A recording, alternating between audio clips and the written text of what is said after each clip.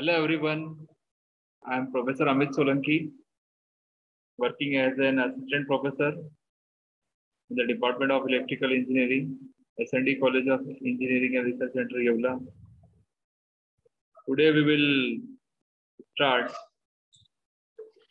or we can say that the continue our next topic, that is the breaking of the DC motor. Okay.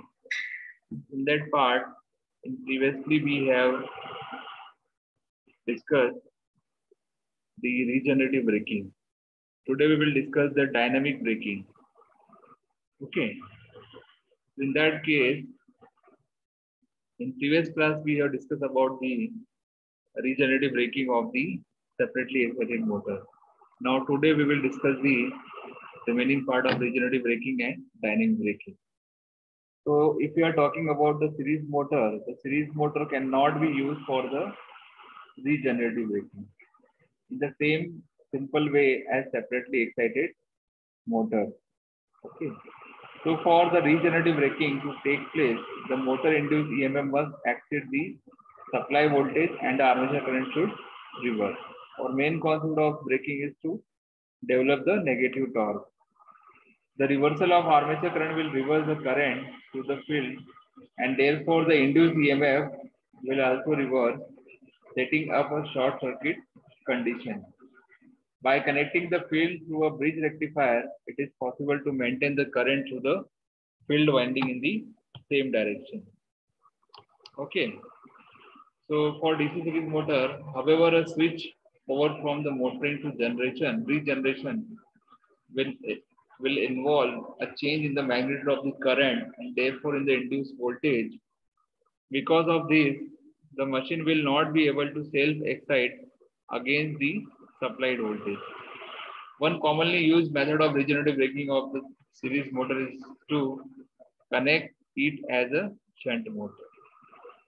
Since the resistance of the field winding is very low, so therefore a series resistance connected in the field circuit to limit the current within the safe value. The main advantages of regenerative braking is that the generated electrical energy is usefully employed instead of being wasted in rheostat, as in the case of dynamic braking and plugging.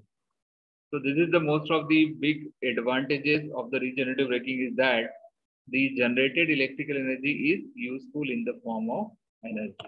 Okay. Now we will discuss our next braking method, that is the dynamic braking. In case of dynamic braking, what will happen? Just we have to produce the negative torque. In that, how to develop the negative torque. The dynamic braking of DC motor is effected by disconnecting it from the source and closing the armature circuit through a suitable resistance. So what we do in dynamic braking? In dynamic braking, we have disconnected it, the armature circuit. We can disconnect the armature circuit from the main source and closing the armature circuit through a suitable resistance. And the motor now work as a generator and producing the braking torque, or we can say that the negative torque. That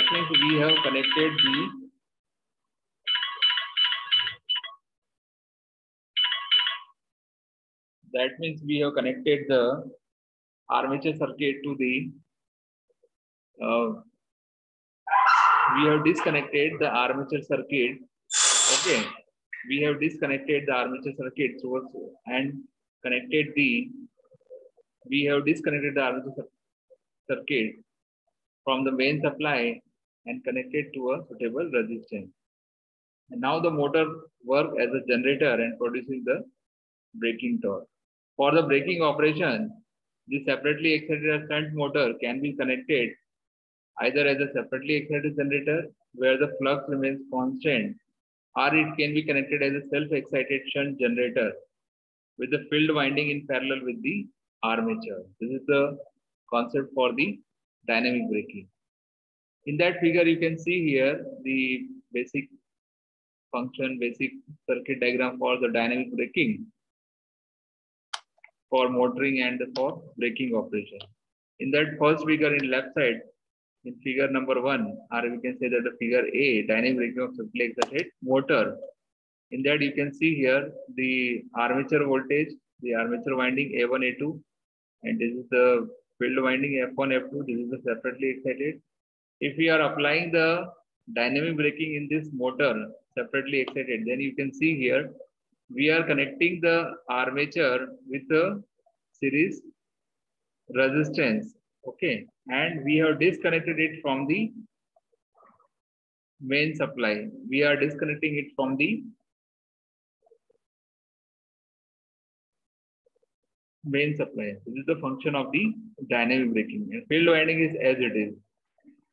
As it is, you can see here in this braking system that we have connected the resistance to the armature braking with self-excitation. So this is the phenomena for the dynamic braking. When motoring at the rated speed, the induced EMF is nearly equal to the supply voltage. And if braking is initiated now, a resistance equal to the starting resistance is required to limit the braking current within the safe limit. So in case of dynamic braking, when kick braking is required, variable resistance is used. If we are required quick braking or immediately braking, so we can use the variable resistance. The maximum value of the resistance is chosen such that the current at the initiation of braking at the highest speed will have the maximum permissible value. Okay. And the resistance is reduced with the speed to maintain the braking torque at the highest value until the braking resistance is equal to 0. These are the concept of the dynamic braking for the separately excited. Now we are talking about the dynamic braking for the series motor. In case of series motor, the series motor is usually connected as a self-excited series generator.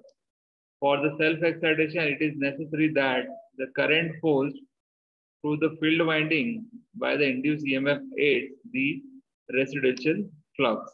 And this requirement is satisfied either by reversing the armature.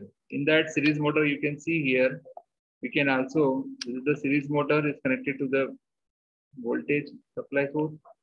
But if we are providing the braking, in that we are connecting the braking resistance. Okay.